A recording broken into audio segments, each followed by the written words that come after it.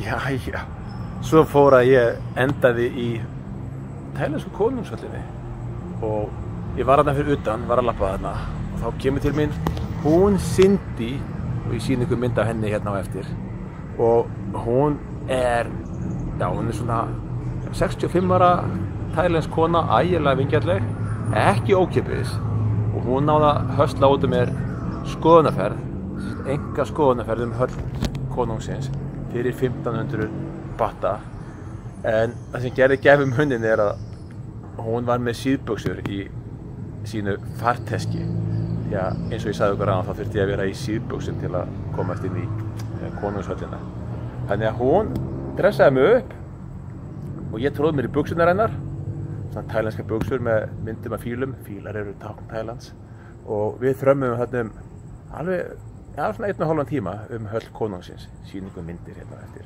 En Cindy var skemmtileg og hérna, hún gerði Cindy sínu starfi mjög vel. Hún þekkti þessa höll í krók og kima og sýndi mér alla anga af henni.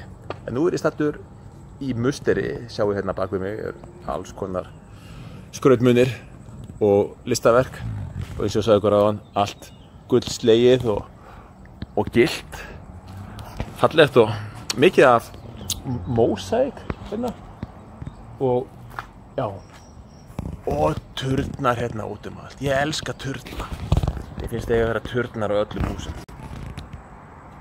En hérna á bak við mig er sem sagt musterið þar sem að hinn liggjandi Búdda liggur og það eiga víst að vera 7 tonna gulli eins og ég sagði ykkur áðan. Búið ykkur undir það?